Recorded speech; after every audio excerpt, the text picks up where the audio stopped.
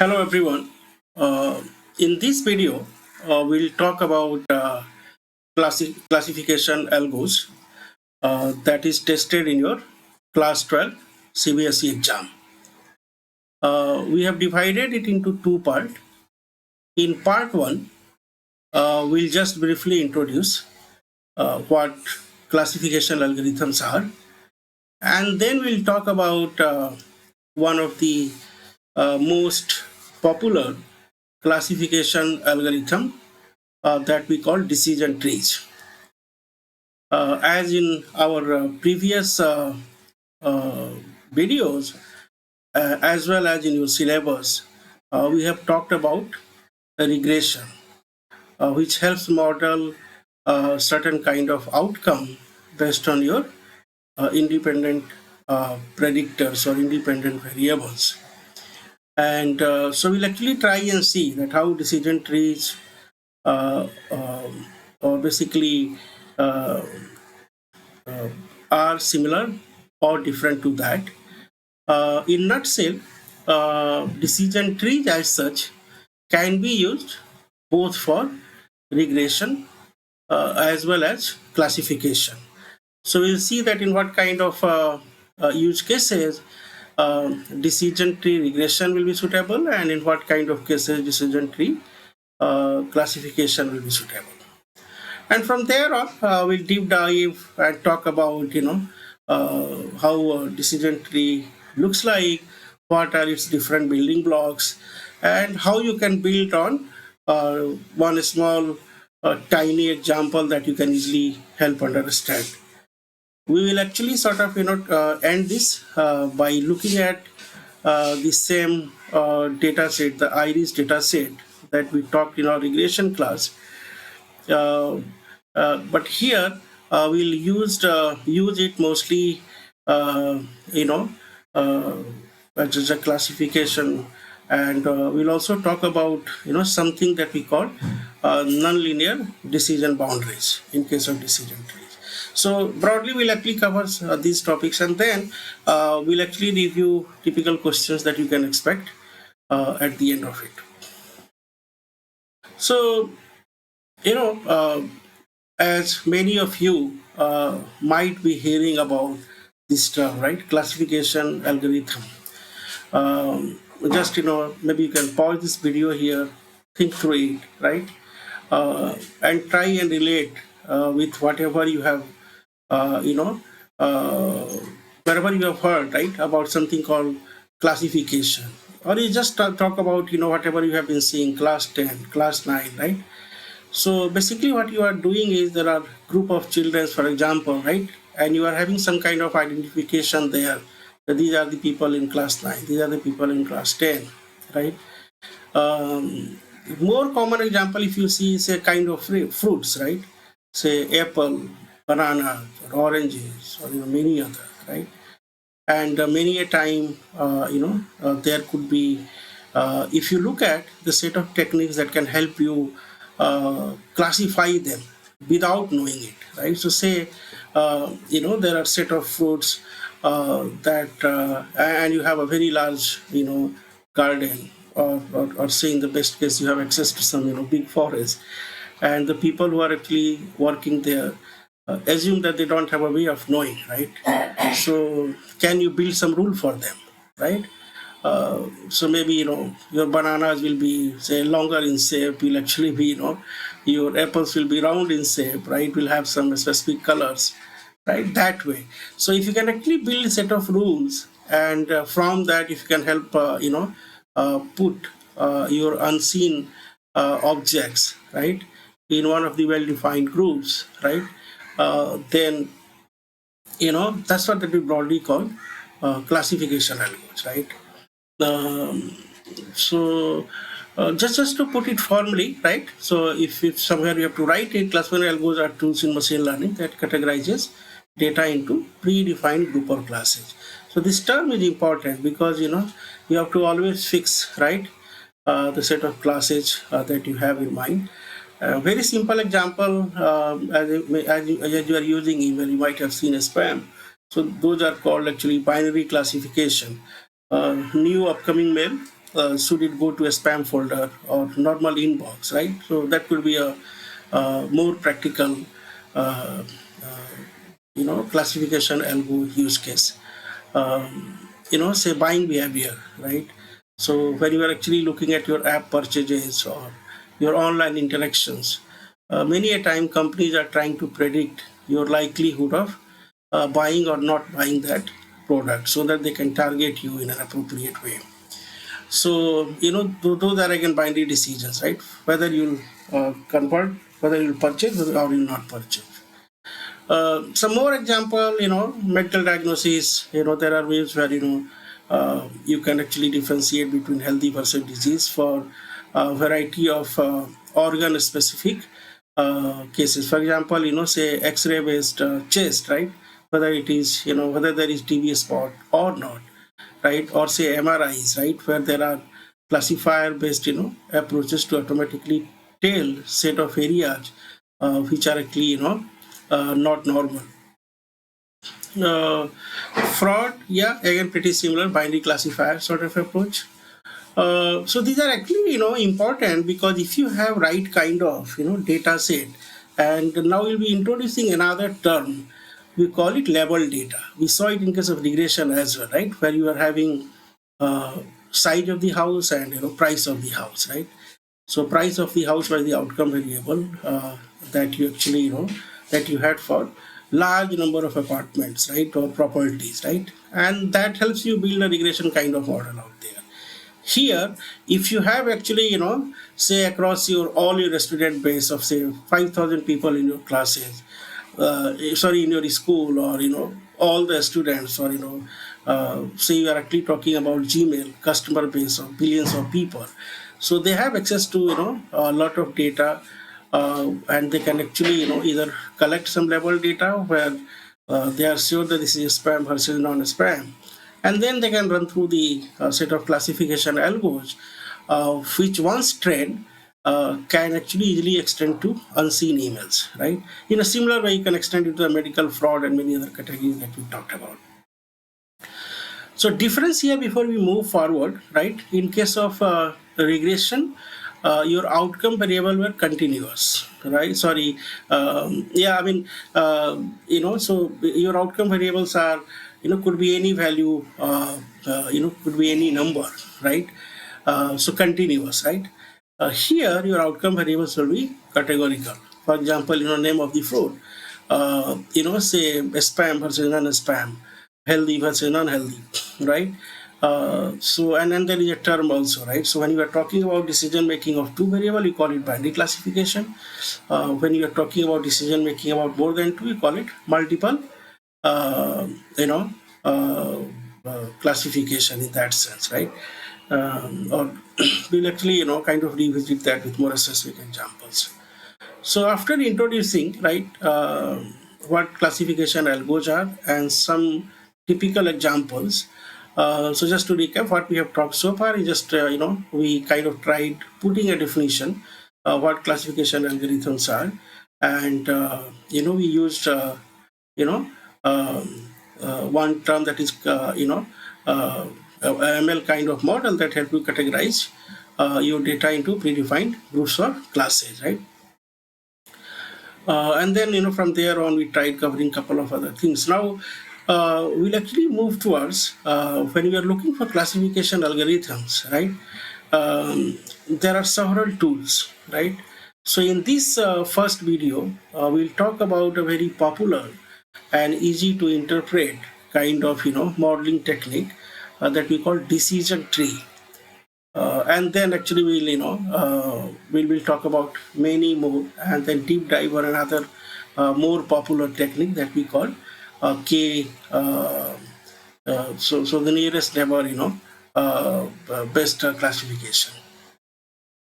Um, so typically, as we do, right, uh, in your day-to-day decision making, right?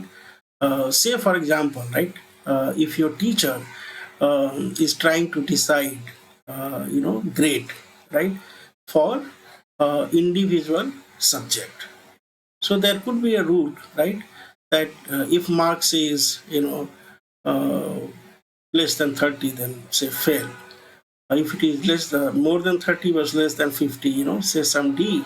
In a similar way, if it is 80 plus, A, or those kind of things. So that's one, one variable, just the marks. But say if you have to kind of, put some other characteristics. For example, say if a student wants to find out the best student, right, in a year or whatever. So other than your academic score, they might look at sports, right? The decision could be, does he play sport, versus not. If he plays sports, then actually maybe that you have a different criteria on how much marks you get, right? And then you can actually keep adding more and more, right? So the whole idea is whenever there are multiple decision making input, right, you start with one and start making yes no decision, and then finally based on some aggregate rule you actually put a label, right? So we are just showing here a component of a decision tree. It starts with the one which is at the top, right? So that is the typically we call it root node, right? The very first decision making point. And typically everything here we call node, right? Now node, as you see, the one here that you are seeing about your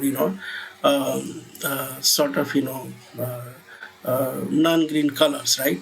So those are something that we call intermediate node or simply node. And the one that you are seeing, the final decision one, right, the at the end, right, the one in green, we call them leaf node or leaves, right? Because your classification or outcome related decisions are there. And then whatever is connecting, right, with an yes no decision on either side, right, those are something that we call it branches. So I'm not sure if you have actually covered any of those tree related thing in your computer science classes.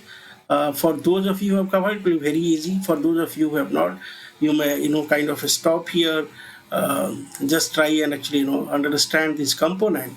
Only thing that you have to do is have three things in mind: that you are having some intermediate node where decision will be made based on some kind of criteria, and whether criteria meets or not, you'll actually branch on either side of these left or right, or there could be even multi-way decision making.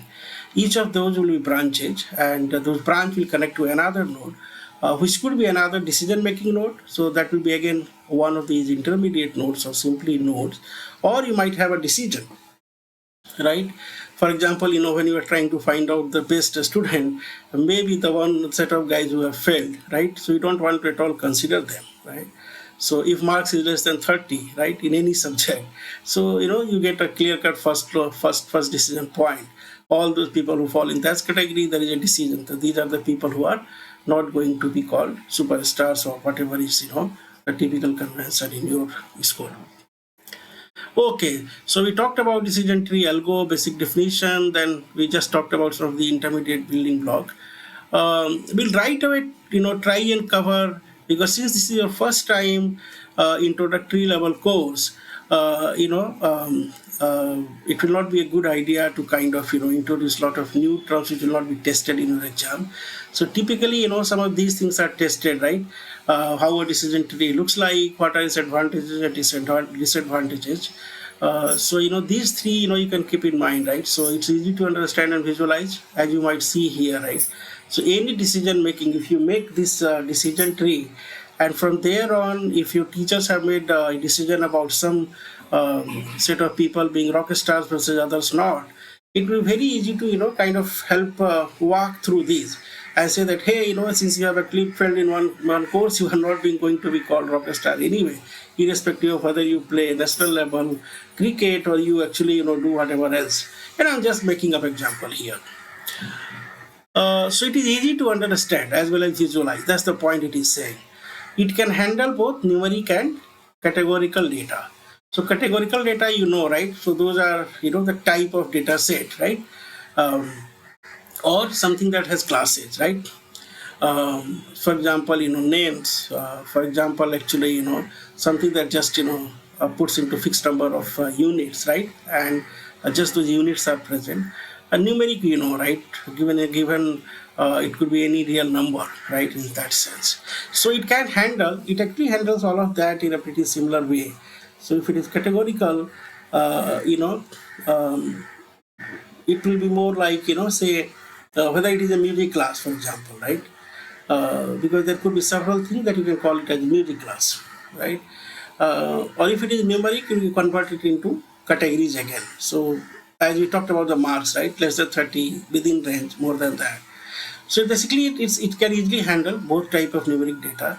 As this could be one of the disadvantages of regression as well, right? It is not straight away that you can actually use categorical variables as your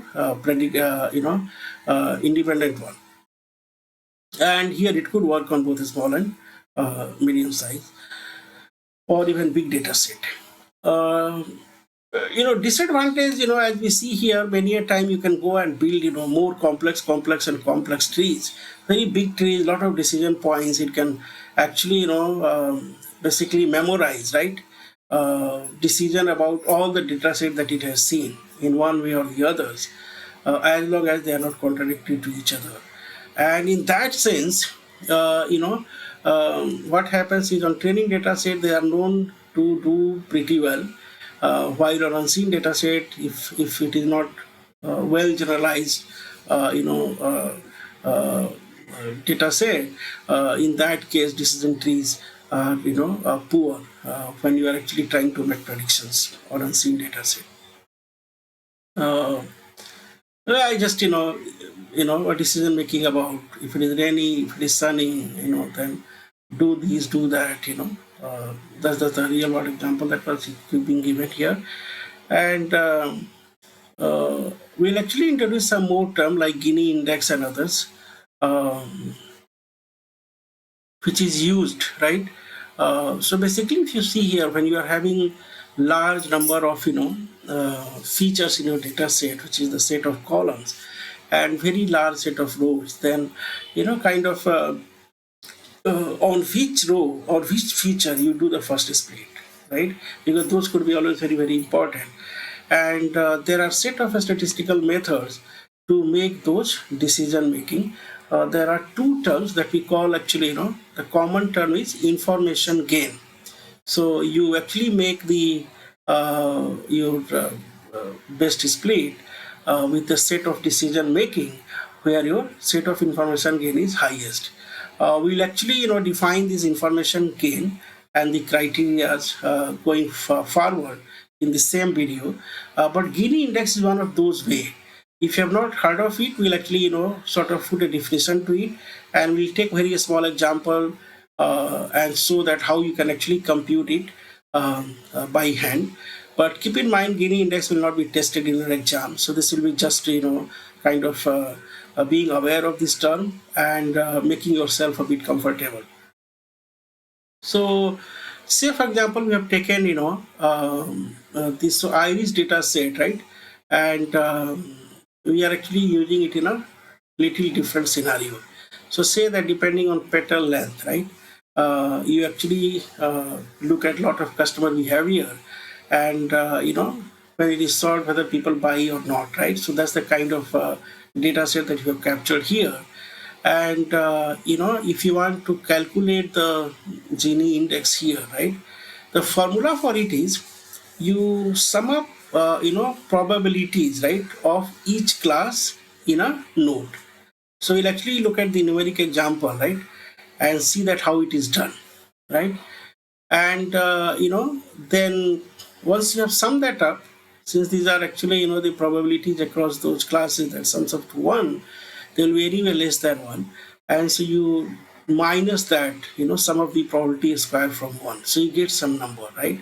And wherever this number is actually highest, right, uh, that's what actually you call information gain, right. So across say two decision making, if in one case the Gini index is high, you actually go with that, right. Now in this particular example, if you see, we had 6 example, right, with 3 yes and 3 no, right? So here in this case, your probability, right, of yes or your probability of no is both same, that is 0.5.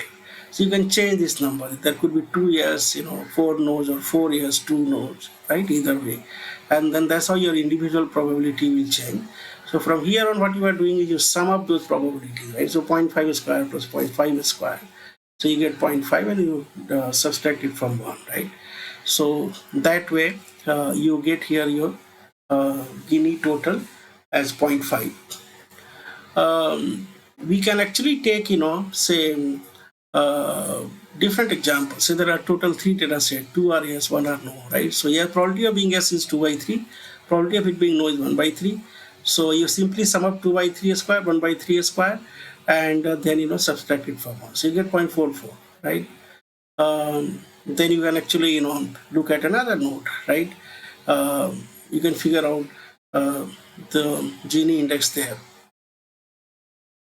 So in this particular case, when you're actually looking at your Gini split, right? So in case of your short and in case of your long, right? So when your petal length was short, this is the distribution you had. When your petal length was long, this is the distribution you had. So probability of this being short, and then what is the Gini, of short, and probability of this being long. So we are talking about the petal length part, right? Whether it is short or long, right? And then so we are just doing a weighted average of short and long with the Gini, right? And you got some number. So to get the information again, you are actually simply looking at your total Gini, right, which was 0.5, and then you are subtracting, the split part from there, right? And so from here on, there are things around, reduction in your impurity, right? So that is 0.06. Just to visualize, so when petal length is this, you can get the Gini, you can look at the overall sample, right? So we are actually here talking about overall data site being say 150, where 100 is of one quality, 50 is of another kind. And then this is how actually, you make one decision, move on left and then move on right. There are a lot of symbols here. As I was saying, you earlier will never be tested. Only thing you on actually this calculation, these are just to actually kind of make your remembrance of this term Gini index a little easier. You can always kind of pause this video, look through this calculation, right? And you can actually comment and ask me if you want me to kind of deep dive on it again with different example, right? So the 2-level one, we are just showing it, right? The individual, how this tree will look like, right? Okay. So as you see here, these different kind of, those iris flowers, right? Those are at leaf node, and then you are having intermediate decision making point. Okay.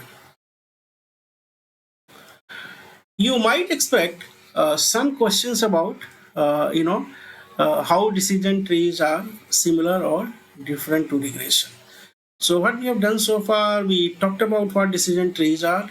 We talked about we talked about what classification algos are. We took some example, then we talk about what decision trees are. We actually look at how each different components looks like. We talked about the basic algos of making those decision making at each decision making point.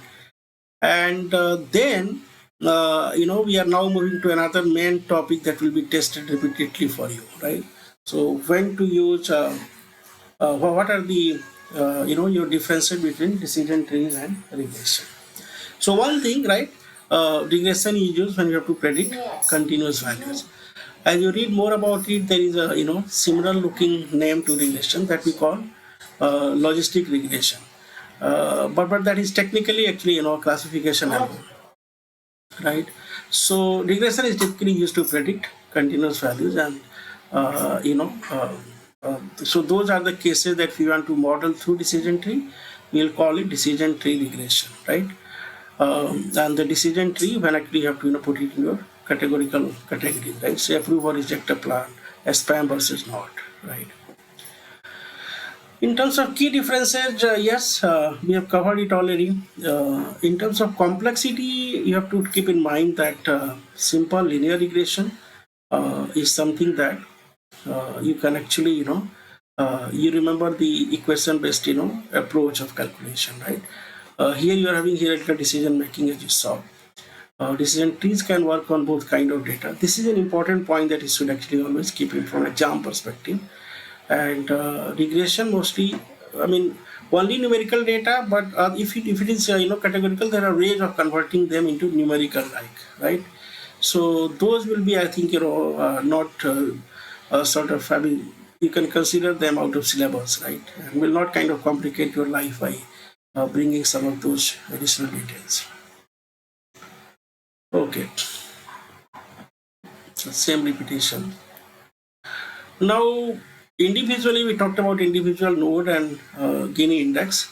We'll actually just, sort of give an overview of how we build the decision trees, right? So we talked about root node or intermediate node, which is the starting point. Then you start splitting. You branch on left, right, or could be a multi-way branch depending on the decision complexity, and eventually your final decision will be at leaf node. How we are determining this split?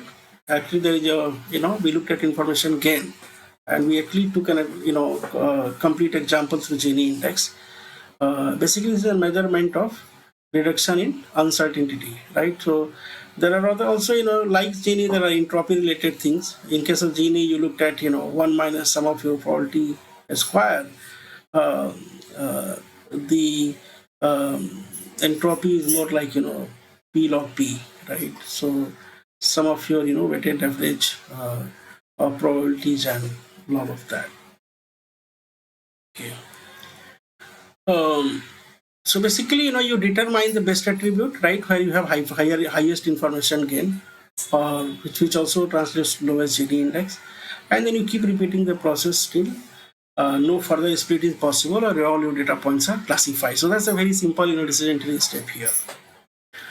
Now, what we'll do is we'll look at your iris data set that you have already seen in our previous video, and then we'll actually kind of get into a Python IDE and show you some of the steps, and then we'll come back here.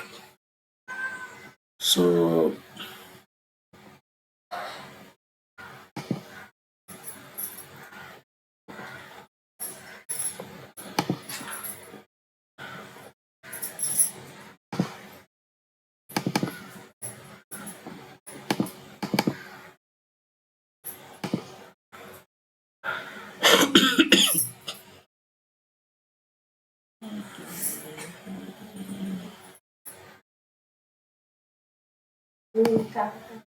okay.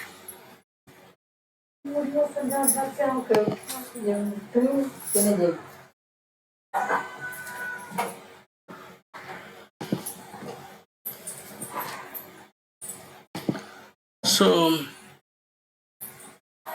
what we'll do here is just so if you are kind of by this point in time, assumption is you are writing some Python code.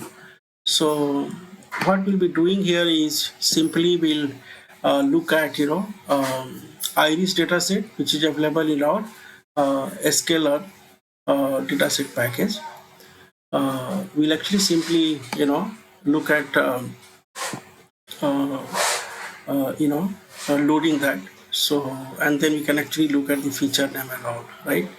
So I can actually show you computation of it.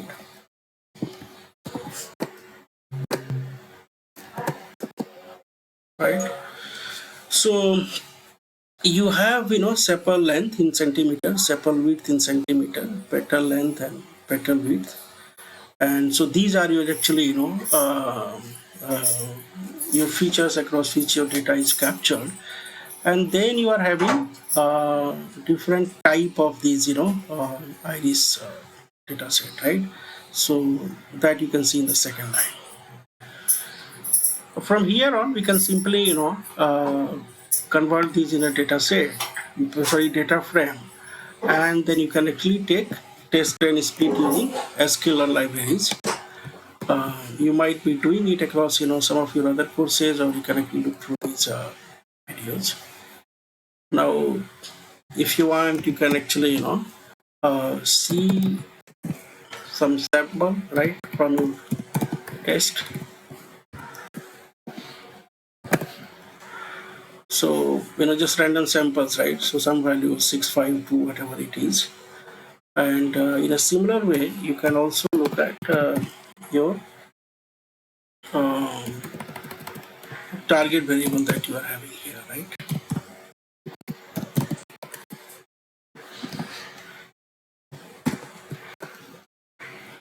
So these are now converted to 0, 1, and 2, right?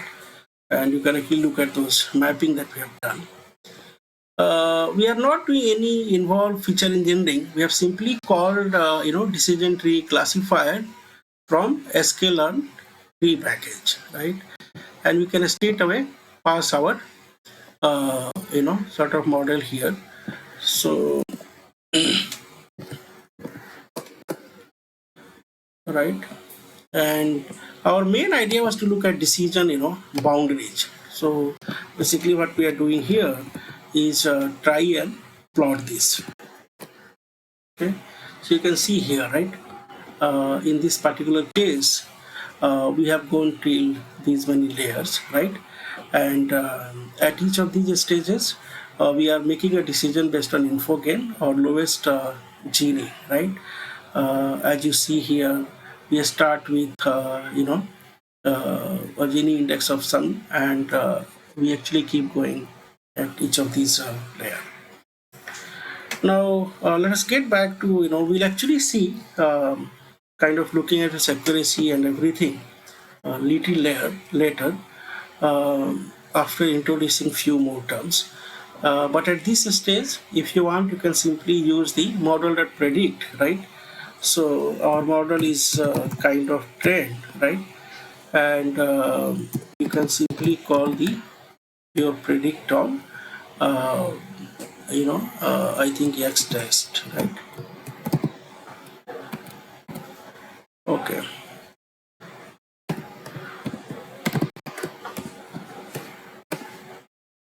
And then you can actually, the same way you can look at Y test, right?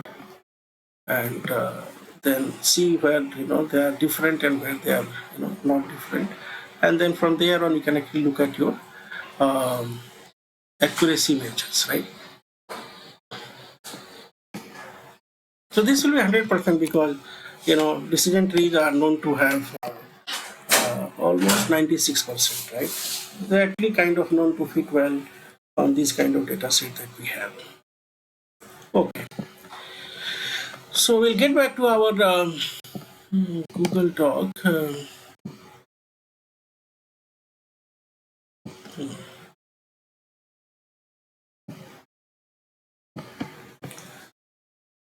So this was the complete tree that we have, kind of you can get once you run it on all the 150 data points, right? You might be tested, sometime by a new term that we call RandomForest, right? So in case of decision trees, what happens is if you actually keep, building more and more complex tree, it is actually, prone to overfitting. And there is a machine learning term about bias variance trade-off, where bias actually, gives you some measure that how well your model is kind of, able to learn or fit the training data set. And variance is actually how it performs on test data set, right?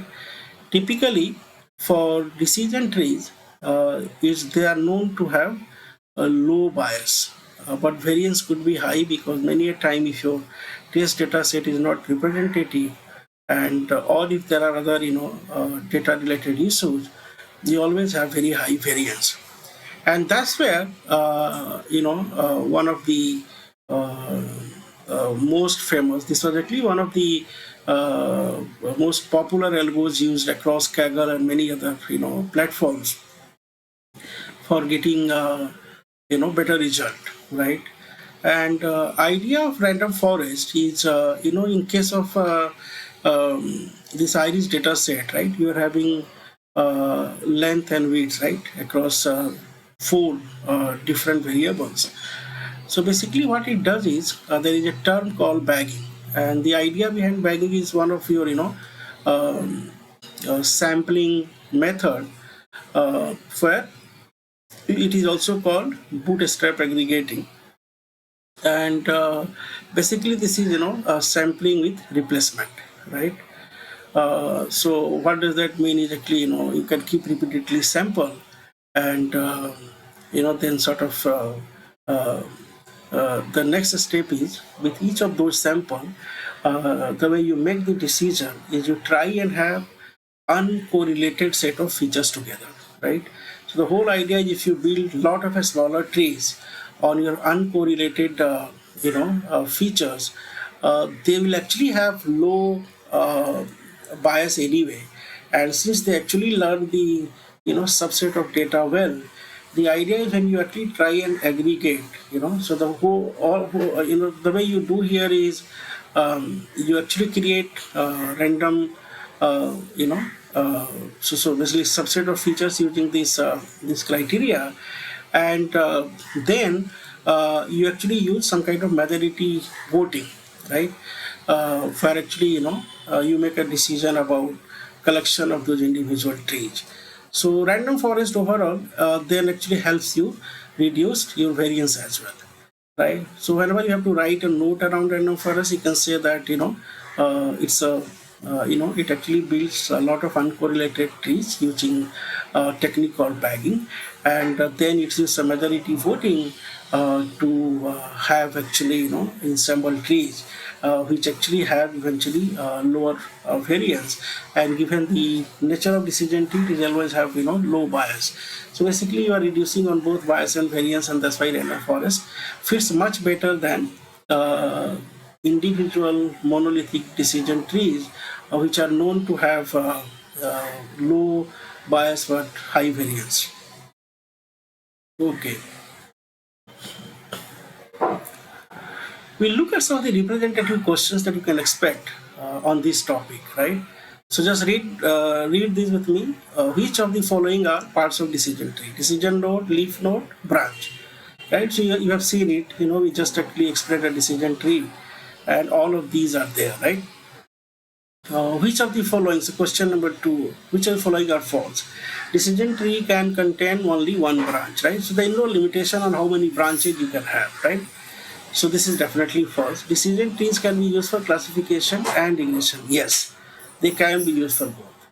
A random forest algorithm uses decision tree. Yes, there is something called stumps. So individual smaller decision trees and then majority voting. So we actually got the answer here. Which of the following is use case for decision tree? Classification, regression, both of these, right? So you can actually build regression as well as classification. Decision tree can be further divided into further subtrees. Yes, that's always the case, right? Decision tree are easier to understand and interpret. Yes, this is one of the advantage here. Then you can expect sort node on say application of classification algo. So this is the place where you can take email spam, or say credit card fraud prediction, or you can take actually say disease prediction, right? Any of those things. And then you can actually detail how this can be done using some of the common terms and steps that we have seen so far. What are the steps to create a decision tree, right? So you actually need to make yourself familiar. So you say that you start with finding the set of decision points with highest information gain, and from there on you keep continuing building the tree, where either you can't split it any further, or all your data points are satisfied. Right, two advantages of using a decision tree, right? So it is easy to interpret. It can work with all kind of data set. Yeah, then you can actually kind of build on top of this.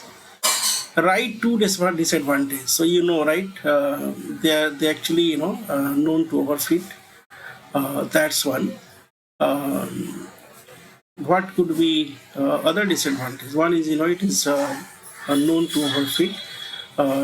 The other disadvantage about using decision tree could be that it could take longer to make all the calculation if trees go beyond certain height.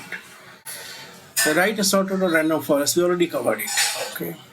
So yeah, we actually talked about decision tree as a technique to model classification. We looked at our iris data set, and we also looked at the decision boundaries that we are talking about, right? And we determined that decision boundaries are not linear, right? So those are important things to keep in mind. Yeah, so let's stop here. In next video, I'll see you with uh, you know uh, nearest neighbor. That is another classification algo, as well as another popular technique called cross validation. Join there.